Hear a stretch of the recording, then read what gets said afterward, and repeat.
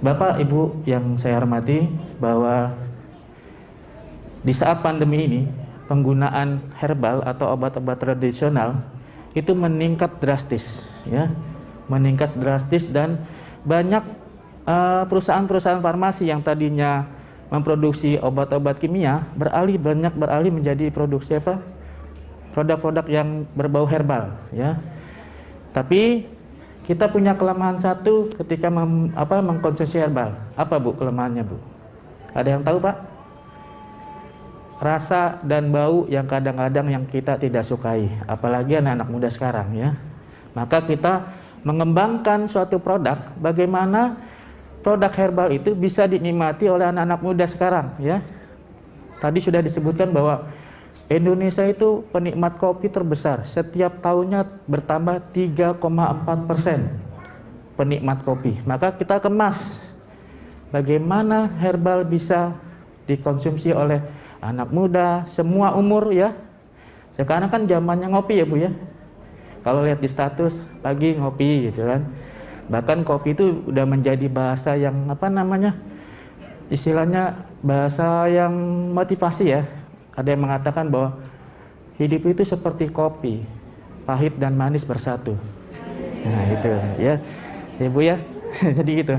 Oke, baik, inilah produk persembahan pertama kopi kita. Sebelumnya sudah ada kopi 7 elemen, sekarang kita namakan 7 elemen premium. Kenapa?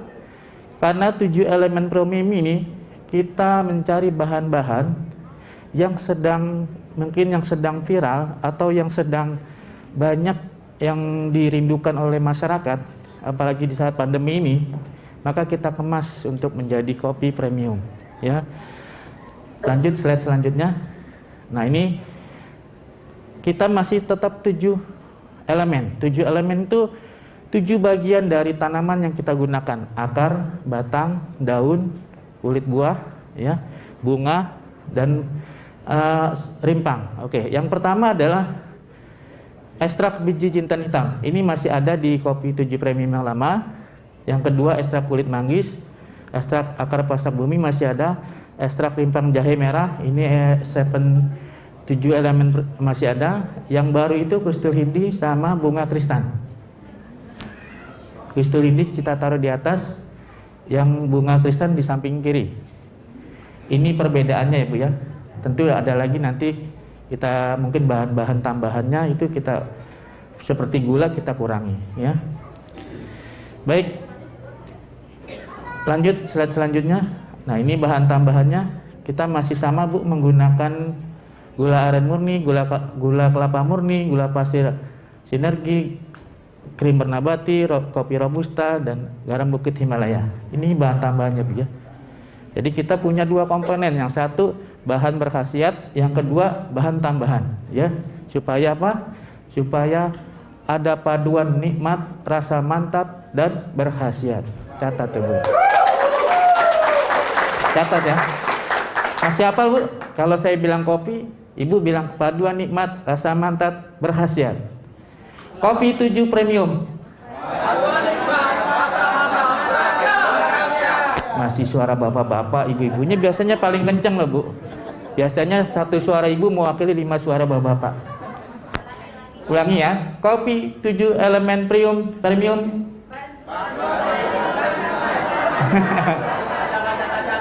Paduan nikmat, rasa mantap, berkhasiat.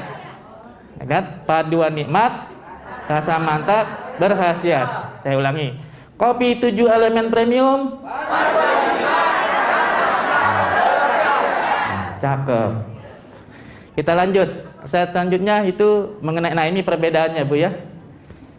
Ini ada, tadi sudah saya jelaskan ada 2 yang baru, ya, ibarat bermain bola ada pergantian pemain. Ya ini, ya, pemain kita yang lebih ini yang lagi naik daun seperti Messi. Nih, kristal hindi ini lagi viral ya Bu, ya. Nah, lagi viral mengenai pengobatan COVID maupun rehabilitasi atau pemeliharaan, ya, setelah penyakit COVID. Nah, ini kita sudah jelaskan tadi, ada bunga kristan sama kristal hindi. Yang lain ada semua di 7 elemen premium, ya. Yang kita ganti daun sendok ya Bu, ya. Daun sendok kita ganti sama daun kayu angina, ya, ekstrak kayu angina. Ya, jadi kita pakai ekstrak ya Bu, bukan pakai simplicia ya. Yang dimaksud ekstrak itu sarinya Bu. Jadi dalam suatu tanaman itu kan banyak senyawa-senyawa ya Bu ya. Nah kita ambil ekstraknya. Jadi prosesnya namanya ekstraksi, zat yang dipisahkan namanya ekstrak ya Bu ya. Jadi sari-sari yang penting aja, ampasnya dibuang gitu ya. Nah makanya khasiatnya mungkin lebih baik dibandingin yang simplicia atau tanaman aslinya gitu ya. Lanjut. Nah ini kita punya prinsip dalam pemilihan bahan baku. Prinsip yang pertama ini pada saat COVID ya. Prinsip yang pertama adalah preventif, artinya pencegahan. Ya, kita tahu bahwa COVID ini obatnya satu, yaitu meningkatkan sistem imun. Nah, dengan apa? Ya bisa dengan pola hidup yang sehat atau konsumsi obat-obat tradisional atau suplemen ya. Sekarang kan banyak diminati suplemen atau tanaman yang dari herbal karena apa? Efek sampingnya lebih kecil ya. Nah, ini preventif. Yang kedua kuratif, membantu penyembuhan. Jadi pemilihan bahan baku kita berdasarkan 3 poin ini. Preventif, pencegahan, kuratif, itu artinya membantu penyembuhan ya. Yang ketiga rehabilitatif. Kita tahu setelah orang terserang COVID, maka 10% organ-organ itu akan mengalami penurunan fungsi, dan itu masa stabilnya agak lama ya, maka perlu kita bantu dengan herbal ya. Yang pertama preventif, slide selanjutnya. Nah preventif ini ada kulit buah manggis ya, dia mengandung senyawa mangostin, itu satu-satunya di dalam tanaman yang mengandung mangostin. Mangostin ini dapat meningkatkan sistem imun juga sebagai antiinflamasi. Artinya mencegah kerusakan jaringan atau organ ya. Sedangkan meningkatkan sistem imun ini sudah terbukti ya. Yang kedua jahe merah. Nah, jahe merah ini juga sudah dulu sempat viral ya, sempat langka karena rasa ketakutan yang berlebihan masyarakat, akhirnya jahe merah tinggi ya harganya. Nah ini digunakan sebagai antioksidan, jadi meningkatkan sistem imun ya. Ya, kandungan dalam jahe gingerol ya, gingerosan dan gingerin itu dapat membantu dalam melawan peradangan akut maupun kronis ya. Ini dari segi preventif. Yang kedua, slide selanjutnya. Nah ini kuratif, bunga kristan. Bunga kristan kita tahu Bu, bahwa orang-orang yang menderita COVID biasanya aliran darahnya terganggu. Dia terjadi penggumpalan darah ya. Tapi ini ingat Bu, ini hanya untuk pasien-pasien yang tidak parah ya. Artinya dia masih bisa aktivitas ya, COVID tapi masih bisa aktivitas, kita bisa kasih kopi ini. Tapi kalau sudah dirawat itu sudah dalam pengawasan dokter. Nah, ini bunga kristan ini dapat memelihara kesehatan jantung dan menjaga tekanan darah ya.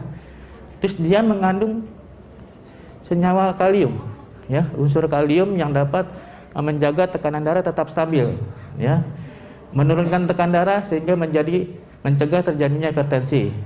Yang kedua melancarkan aliran darah di jantung dan seluruh tubuh. Ini kita bisa membantu untuk peredaran darahnya ya, bunga kristan. Tapi ingat ya Bu ya, untuk pasien-pasien yang benar-benar masih bisa fit dan masih bisa berdiri atau masih bisa aktivitas tapi tidak sama dengan kita yang lagi sehat ya. Yang kedua kustul hindi, dia dapat digunakan sebagai imunodulator. Tahu nggak Bu imunodulator?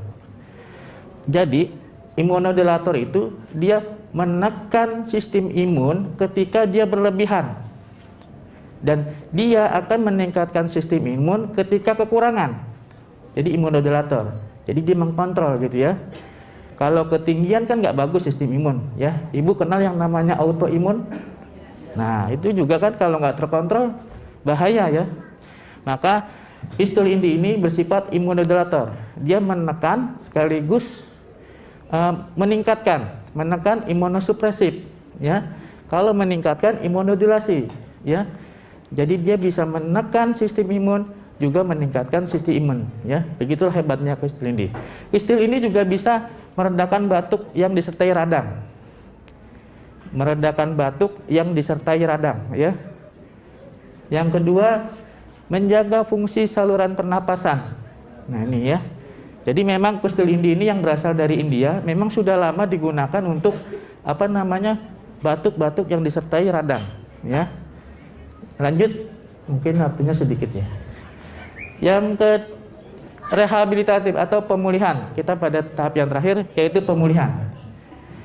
Ini ada namanya akar pasak bumi. Kita lihat di sini Bu, kelihatannya. Jadi konsumsi ekstrak pasak bumi sebanyak 100 mg per hari selama 5 minggu meningkatkan massa dan kekuatan otot pria serta memperbaiki performa fisik. Penderita COVID biasanya ya otot-ototnya mengecil.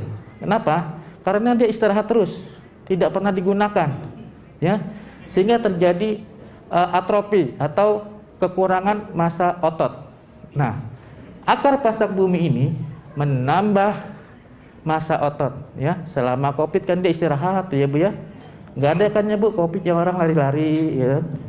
Pasti dia lemas. Jangan-jangan untuk apa? Lari. Untuk berdiri sholat aja dia nggak kuat, ya. Nah itu artinya massa ototnya karena jarang digunakan atau lama tidak digunakan, dia akan mengecil. Nah, akar pasak bumi ini akan membantu menambah massa otot, ya. 100 mg per hari selama 5 minggu meningkatkan massa dan kekuatan otot, ya. Itu Bu ya. Kopi Sepal Elementrium. Aduh aneh.